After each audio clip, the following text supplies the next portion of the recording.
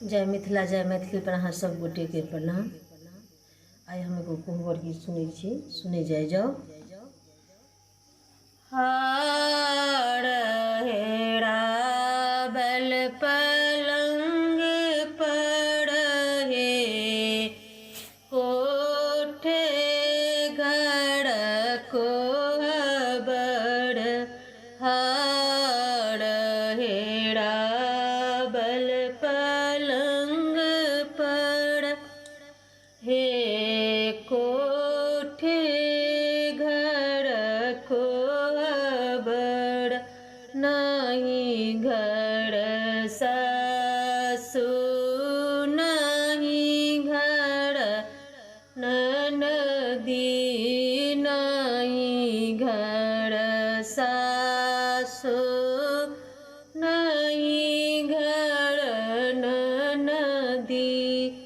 आही प्रभु हार चोराबल हे, कोठे घर कोहबर।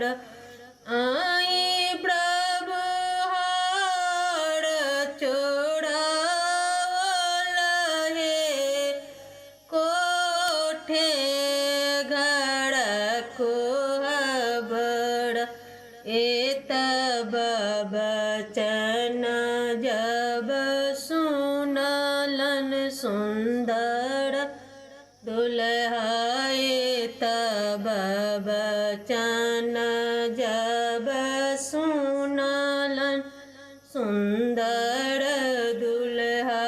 धाय लेला परदेस के बाट हे, कोठे घर कोहबर। धाय लेला परदेस के बाट हे, कोठे घर कोहबर। जाएब में मोरंग करब में दो सरदाय देब हार तोहार। हे, कोठे घर कोहबर। दाय देब हार तोहार। हे, कोठे घर कोहबर।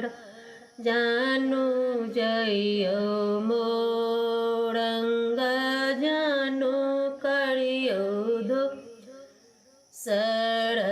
जानू आनु सौतिन के साथ हे, कोठे घर कोहबर।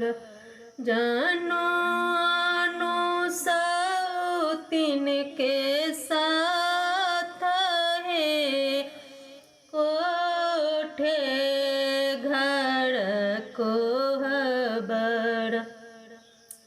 हार भेटल हमार हे, कोठे घर कोहबर।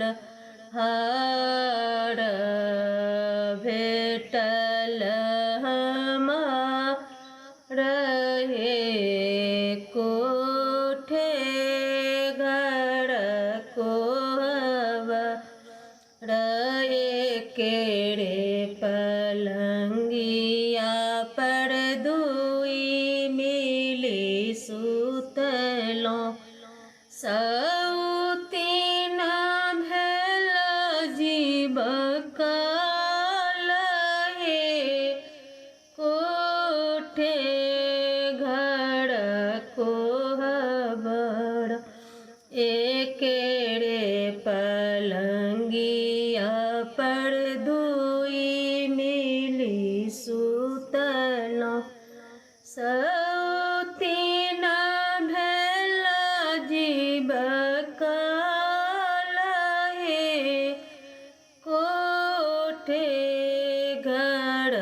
खो